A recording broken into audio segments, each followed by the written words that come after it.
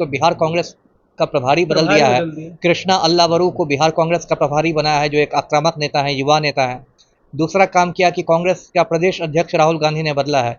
अखिलेश सिंह को हटाकर राजेश राम को बनाया गया है, जो दलित विधायक। जैसा जनता के मूड से लग रहा है मुझे कि नवंबर में अभी जो सत्तारूढ़ गठबंधन है बिहार में, पलटू राम जिसके सीएम है, इसका मुझे लगता है सुपड़ा साफ हो जाएगा। जी सर, इतना दम सक्रिय होना राहुल गांधी जी का, क्या इससे राजद में भी कोई प्रभाव पड़ेगा? राजद को कुछ डैमेज होगा या क्या उनको और फायदा मिलेगा? राहुल गांधी ने जो भारत जोड़ो यात्रा की, उससे भी राहुल गांधी का कद बहुत ऊंचा हुआ है, बहुत बड़ा हुआ है भारत जोड़ो यात्रा के बाद। उन्होंने महसूस किया, लगता है तेजस्वी ने और ओवैसी ने, कि हम लोग एक दूसरे के वोट काट के भाजपा को फायदा पहुंचा देते हैं। तो इस बार मुझे लग रहा है, उम्मीद है कि पार्टी दोनों का तालमेल हो जाएगा। जी और नमस्कार दोस्तों, मैं हूं सनी संतोष, आप देख रहे हैं लाइव लॉन्ग न्यूज। दोस्तों, कांग्रेस के नेता और विपक्ष के नेता, पूरे भारत में विपक्ष के नेता राहुल गांधी जी ने पिछले एक मंथ में लगभग बिहार का 2 बार दौरा कर चुके थे। पिछले बार आए थे बिहार में और यहाँ पे फूले मूवी को देखने गए थे और काफ़ी ऐसा कहा जाता था कि बिहार में जो राजनीति है काफ़ी गर्म हो गई थी। इन्हीं तमाम मुद्दों पर हम आज बातचीत करेंगे। आज फिर से राहुल गांधी जी यहाँ पे आए हुए हैं, बिहार के गया में भी आए हुए हैं और राजगीर में भी।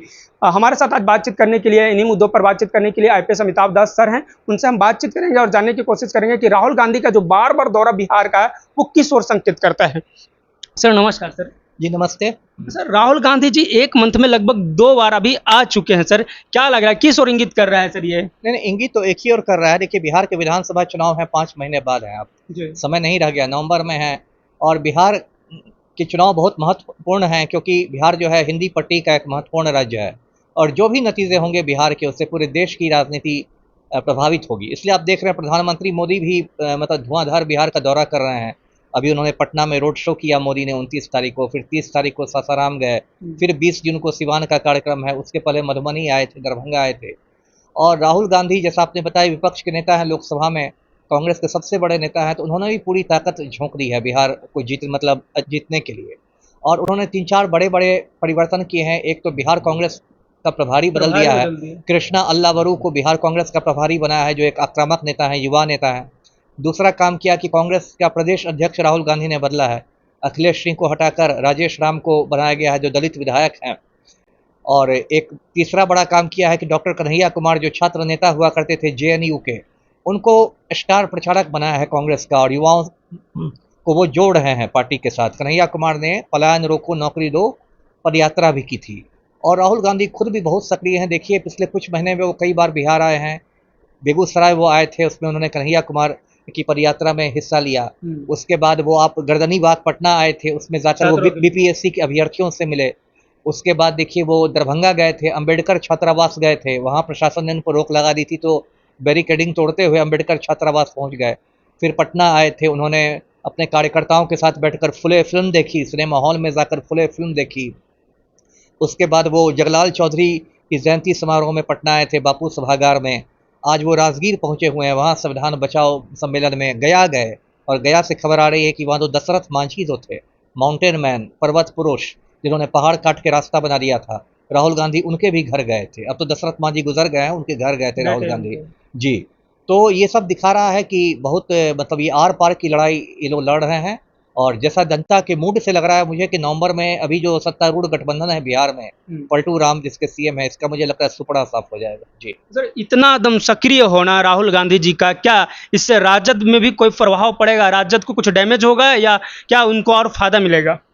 नहीं, दोनों गठबंधन का ही हिस्सा है। देखिए, राजद और कांग्रेस दोनों महागठबंधन का हिस्सा है। और तेजस्वी यादव ही सीएम है, सीएम का चेहरा है। इसलिए यदि राहुल गांधी मजबूत बनाते हैं तो दोनों को फायदा होगा।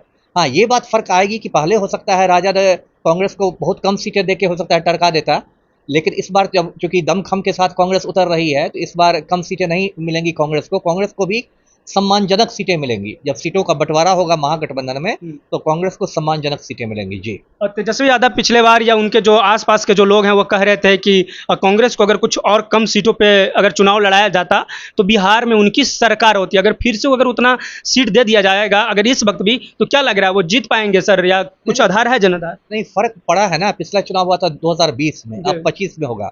बीच में कांग्रेस बहुत मजबूत हुई है। आप देखेंगे पिछले साल जो लोकसभा चुनाव हुए उसमें कांग्रेस की सीटें लगभग दोगुनी हो गई, 51 से लगभग 102 सीटें हो गई कांग्रेस की। और उसके बीच में राहुल गांधी ने जो भारत जोड़ो यात्रा की, उससे भी राहुल गांधी का कद बहुत ऊंचा हुआ है, बहुत बड़ा हुआ है भारत जोड़ो यात्रा के बाद। और अभी देखिए बिहार के संदर्भ में एक और बड़ी जीत हासिल की है राहुल गांधी ने कि मोदी सरकार भी जातीय जनगणना करने पर राजी हो गई है। जबकि राहुल गांधी बहुत दिनों से जातीय जनगणना की मांग कर रहे थे और भाजपा वाले विरोध कर रहे थे, लेकिन अभी 30 अप्रैल को मोदी कैबिनेट ने भी फैसला कर लिया कि जातीय जनगणना होगी इस देश में। तो इसको भी आप एक राहुल गांधी की मनोवैज्ञानिक बढ़त के रूप में देख सकते हैं। जी, तो कांग्रेस और आरजेडी मिलकर लड़ेगी तो ज्यादा सीटों पर मार्जिन उन लोग को मिलेगा, ऐसा कहना है? बिल्कुल। महागठबंधन में आरजेडी है, कांग्रेस है, वीआईपी है और आपको वाम दल है।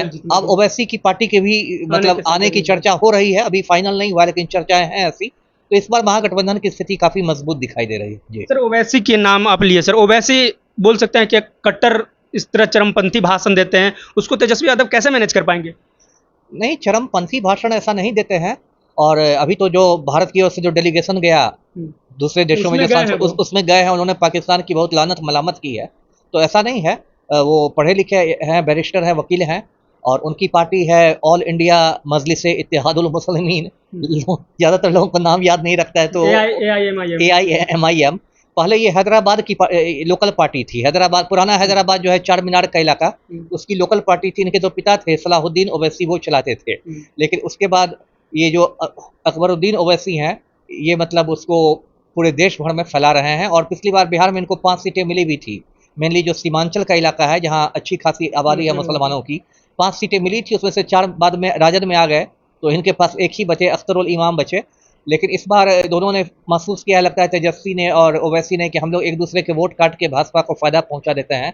तो इस बार मुझे लग रहा है, उम्मीद है कि पार्टी दोनों का तालमेल हो जाएगा। जी तो दोस्तों, तमाम मुद्दों पर आपकी क्या राय है, आप अपना राय कमेंट बॉक्स में जरूर दीजिएगा। आप देख रहे थे लाइव लॉन्ग न्यूज, मैं हूं सनी संतोष। जय हिंद, जय बिहार।